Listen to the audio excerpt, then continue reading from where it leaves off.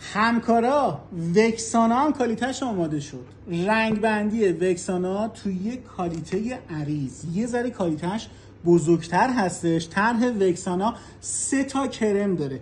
کالیتش آماده است، میتونین داخل واتساپ یا روبیکا به ما پیام بدین. کمبیناشو ببینین، یه طرح لوزی داره، یه طرح راه، یه ساده پتینه‌ای خیلی خوشگل. گل در همش رو ببین چقدر شیکه.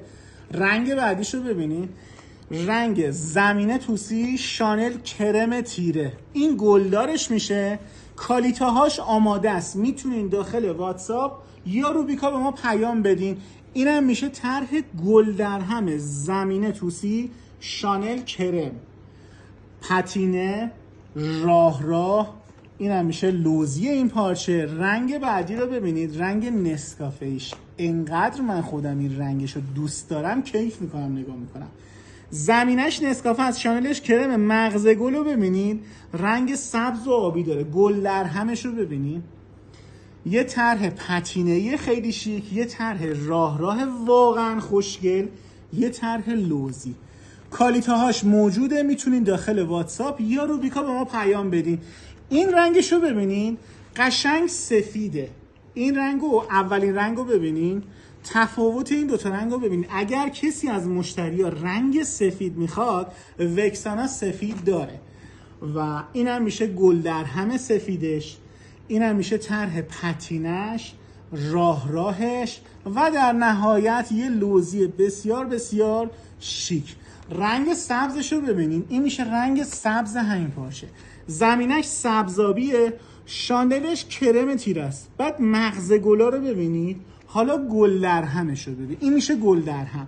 کالیتش هم موجوده، میتونین داخل واتساپ یا روبیکا ثبت سفارش کالیتش رو انجام بدین. راهش هم ببینین. این رنگ رو نگاه کنین، میشه رنگ کرم نبات طرح وکسانا. بازم با اولیه من مقایسهش میکنم، شما ببینید. اینجا کرم، گلاش نباتی طلاییه، اینجا کامل کرم رنگ پارچه و یه کرم نبات بسیار شیک که گل در هم، طرح پتینه‌ای، طرح راه و یه طرح لوزی خیلی خیلی خوشگل. این رنگو حالا ببینین، وکسانا زمینه توسی شانل کرم تیره. چرا میگم کرم تیره؟ چون اینجا ما یه کرم روشن بهتون نشون دادیم. زمینه جفتشون یکیه، شانل این کرم تیره است، این شانلش کرم روشنه. رنگ بندی وکسانا واقعا خوشگله، مخصوصا این طرح گل در همش. لوزی رو ببینید، پتینش رو ببینید، حالا راهش. رنگ بعدی و آخرین رنگ این پارچه میشه رنگ توسیش.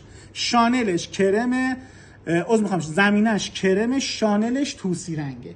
یه گل در هم داره، یه طرح پتینه‌ای، یه طرح راه و یه طرح لوزی بسیار بسیار زیبا.